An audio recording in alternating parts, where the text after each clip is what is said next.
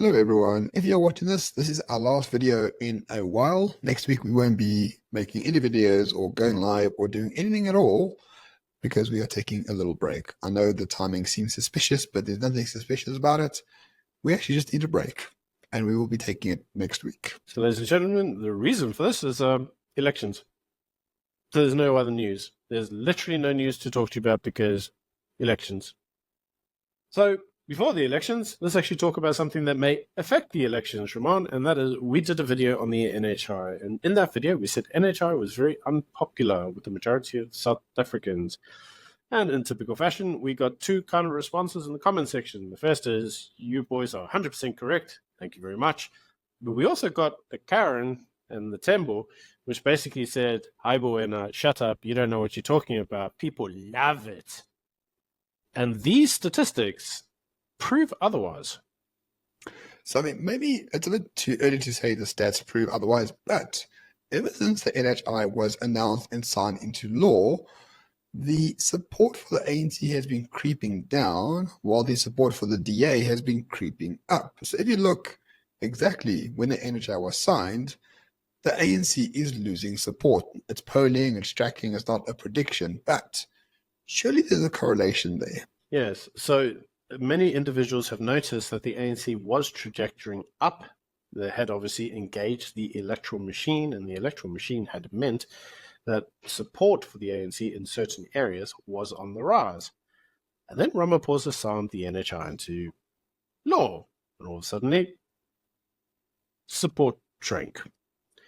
So, cause does not mean that that's the effect, but you could infer that the cause, signing the NHI, has led to the effect of the ANC losing forms of popularity.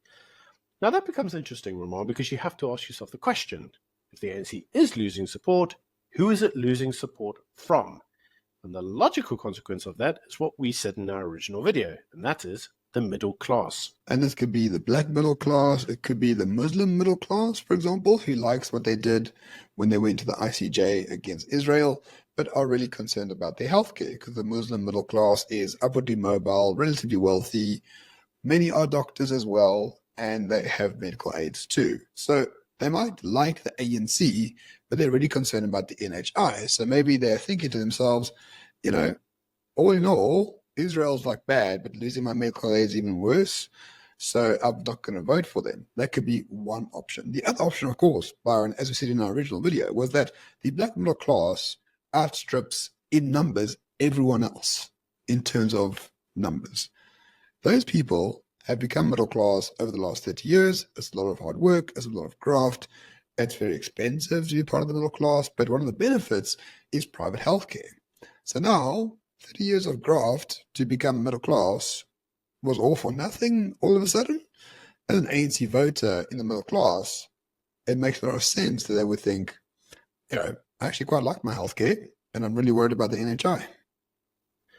Yes. Now, you see, it becomes interesting, Ramon, because yesterday the ANC morons came out and basically said, if you elect us, citizens of the state, we will give you a basic income grant in 2 years.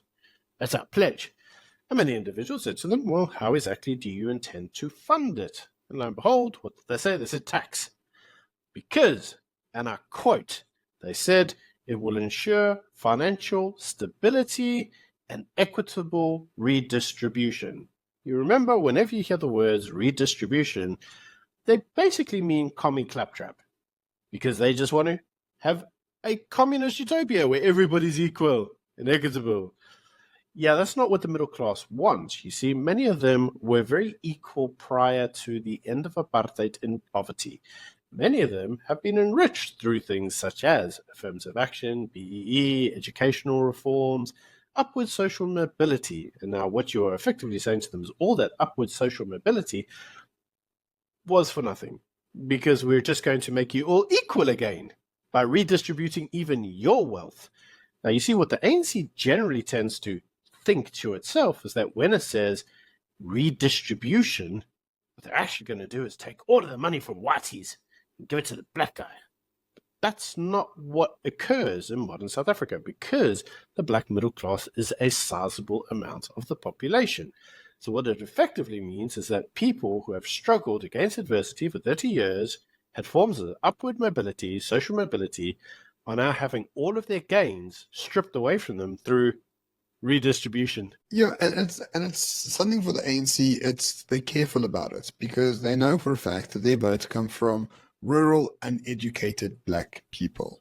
These are not upwardly mobile. They're never going to join the middle class. They don't even live in cities. They are very rural. So NHI for them seems great. The basic income grant seems great. A lot of things seem really great. But if you're a taxpayer in South Africa, as the middle class are, 90% of taxes are paid for by the middle class, we understand the value of money. We understand the value of social services. We understand the value of these sort of policies. We're already at the very top of the Laffer curve in terms of tax. If they increase the tax rate, they'll actually obtain less tax because it just becomes burdensome and people will not pay it. So therefore, to have even more policies based on stealing from the middle class to give to the poor, the middle class would be rightly pissed off about it. But as you say, the middle class is mostly black. By far and large, it is a black population. And the black population loves being middle class. They know what taxes are. They don't like them either. And all this stuff about talking about redistribution to everyone else, when is it the middle class's turn to eat for once? Like, we carry this country, but still they want more from us. It's like taking blood from a stone. Absolutely.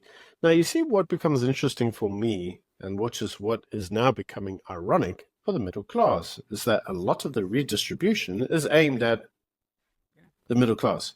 You see, what becomes really weird and wonderful is that according to a 2018 poll, Ramaphosa's net worth was 6.4 billion rand.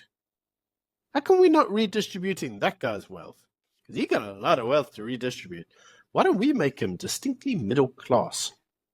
But that's not the way these things work. And you see, Ramon, this is inevitably a problem with communism. There's always rules for thee, but not for me. And this is why communists always want a one-party state, because inevitably this is always what ends up happening. The policies do not lead to prosperity, they lead to downward mobility, not upward mobility. And what they inevitably do is depreciate or demolish any support base from any of the upper class and the middle class, who go looking elsewhere. Inevitably, the party, whomever they are, has to go and support the poor, which is exactly what the ANC is doing. But the problem is, the poor don't want to be poor. They want to be middle class. But if you are going to redistribute their middle classness away and make them poor, well, they're not going to be thankful for that. And inevitably, you end up in a scenario which we are in, which is the ANC loses support. Now, wouldn't it be so much better, Ramon, if the ANC couldn't lose support because they're the only players in town? Then they could focus on the poor all they want. And who cares about the middle class or the upper class? Well, it wouldn't matter, would it? Because what are you going to do? Vote for someone else? Yeah, you can't. You see, that's what the ANC would love to have. Unfortunately, that is not what they have at the moment. I say at the moment because, as I know, sure you know, there are many in the ANC that would like to see that very differently. But with that being said, it's inevitable, Ramon. The middle class and the upper class are not going to thank you for redistributing their wealth away and making them poor so that you can grab some electoral votes from the poor. That's not the way to grow an economy. It's the way to sink one, to make everybody less agile in terms of social mobility. No, exactly. The ANC looks at Zimbabwe and ZANU-PF and says, that's what we want. So ZANU-PF has destroyed that country like you can't believe. There is no middle class. There's the parasitic elites, which leech off the state and leech off tenderpreneurs and BE deals and all the rest of it. 90% of people live under the poverty line. Half the country is overseas because there's no money to be made in Zimbabwe. Yet, for some reason, ZANU-PF is still in power and have been in power since 1979 or 1980, whenever the hell it has been. And they will remain in power for a long time because poor people are powerless. Revolution never comes from the poor. Revolution comes from the middle class. So if you have class suicide, as Labini Zuma once argued during COVID, if you kill the middle class, the ANC gets its money from overseas people and, the multipolar world. And in the end, you're not serving your people at all. You're serving the people that are extracting the minerals from you. Zimbabwe has sold off half of the country to UAE for mineral purposes, and the average poor person doesn't matter one iota in that country at all. It's something that ANC desperately wants, but thankfully are completely unable to put into motion whatsoever. So small mercies, I suppose. Yes, and so from that we can take this one main idea, and that is if the ANC wishes to remain in power, it should really stop diminishing the wealth and the ability to have a better life of the middle class. Things like NHI and BIGS may all sound fantastic, but they all have to be funded from somewhere. And unfortunately, that's the very people who you sought to uplift. And in terms of uplifting, well, you may go out there and get a few extra votes, but the people that you uplifted, how can I thank you for it?